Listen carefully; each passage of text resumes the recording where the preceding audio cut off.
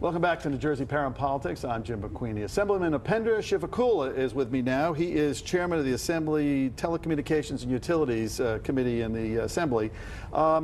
You had a hearing this week, Assemblyman, on what a lot of people are talking about, a little bit of a shell game that might be going on with $25 million of taxpayer or utility ratepayer money. And you're trying to track it down. You say everybody deserves it. Tell us what it is.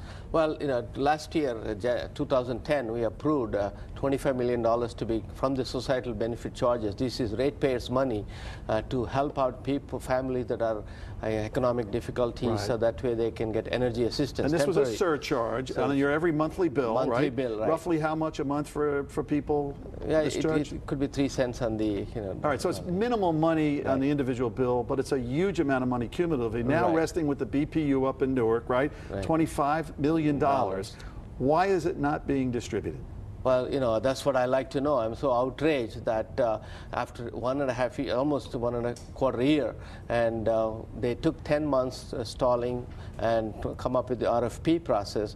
Then they choose a company, Affordable Housing Alliance, which is a nonprofit organization serving Monmouth County, who have no expertise in terms of distributing this grant money. And they were chosen, and they need another 90 days to set up this operation. So by the time March 15th comes and people who cannot pay their bills, their electricity and gas will be disconnected. How much roughly would families get or individuals get from this fund that everybody has already paid into? Well, this is it's going to help 30,000 families, and it can help up to 50% or a little more than that. On their bills, on how much you get. Do you know how much it is that they would get if they release this $25 million out and it goes to the qualifying families and individuals?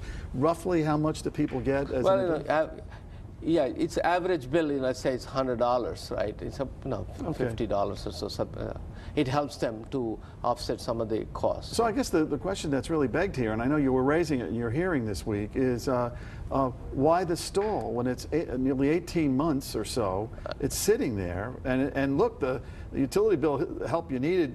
We know from this winter how bad it was. Those bills are coming due. A lot of people need that money. Does the BPU said why? I had one. Yeah, they did not come and testify. I was really outraged at that. Have they told you anything privately about why they're not? Well, they say it is not our fault. We have to set up all this process. Yeah, we have to set up process, but 15 months is too long, and especially when we have such a harsh winter and we're not getting the money to the right people who need it. And this is, I'm going to continue. That's why I need this, continue to monitor this and oversight over the BPU and also the Affordable Housing Alliance.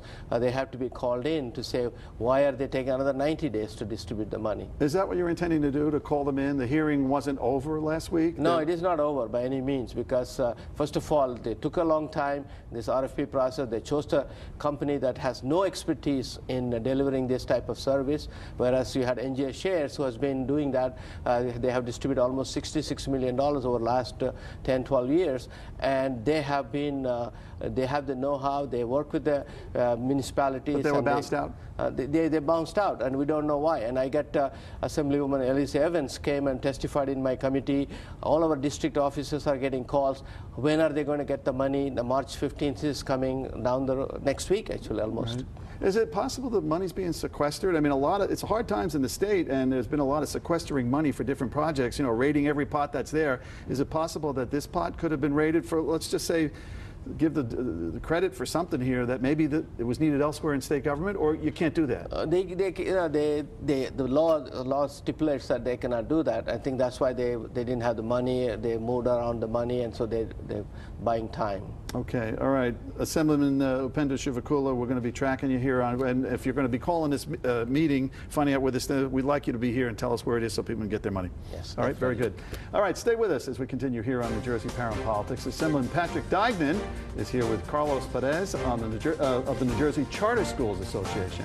They'll discuss legislation proposing new restrictions on creating charter schools. Only on News 12 New Jersey. We'll be right back.